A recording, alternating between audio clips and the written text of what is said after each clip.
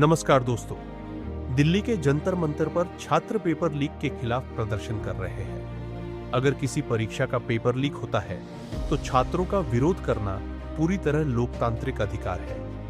लाखों युवाओं की मेहनत पर पानी फिर जाता है, इसलिए निष्पक्ष जांच और दोषियों पर कार्रवाई की मांग जायज है। लेकिन सवाल तब उठता है जब ऐसे प्रदर्शन के दौरान अगर पेपर लीक से असंबंधित या भड़काऊ राजनीतिक और वैचारिक नारे लगाए जाए तो क्या इससे आंदोलन का मूल उद्देश्य कमजोर नहीं पड़ जाता?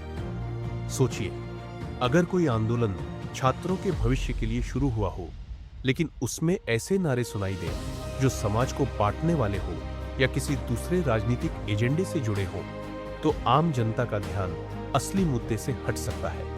अगर कहीं ब्राह्मण से आजादी, मनुवाद से आजादी, आरएसएस मुर्दाबाद या अन्य विवादित नारे लगाए गए हो, तो यह सवाल उठना स्वाभाविक है कि इनका पेपर लीक के मुद्दे से क्या संबंध है। इसी तरह यदि किसी प्रदर्शन में देश विरोधी या हिंसा का समर्थन करने वाले नारे लगाए जाते हैं तो उनकी जांच होनी चाहिए और कानून के अनुसार कार्रवाई भी होनी चाहिए।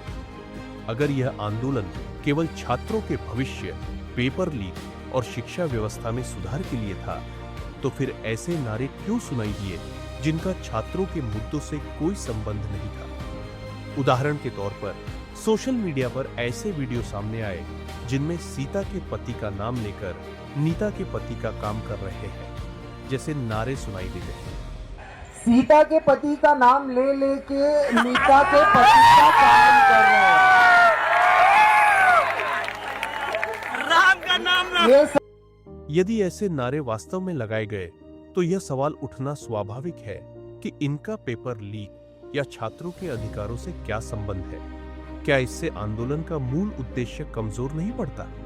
यदि किसी आंदोलन का मकसद छात्रों को न्याय दिलाना है तो उसका केंद्र भी उसी मुद्दे पर रहना चाहिए। यह भी समझना जरूरी है कि कुछ लोगों के नारों या व्यवहार के आधार पर पूरे छात्र आंदोलन को नहीं आंका जा सकता। यदि कुछ लोग आंदोलन का इस्तेमाल किसी अलग राजनीतिक या वैचारिक उद्देश्य के लिए कर रहे हैं तो उनकी जिम्मेदारी व्यक्तिगत होगी, पूरे आंदोलन की नहीं। लोकतंत्र में विरोध करना अधिकार है, लेकिन विरोध का उद्देश्य स्पष्ट और शांतिपूर्ण होना चाहिए। अगर मुद्दा पेपर लीक है तो फोकस भी उसी पर रहना चाहिए।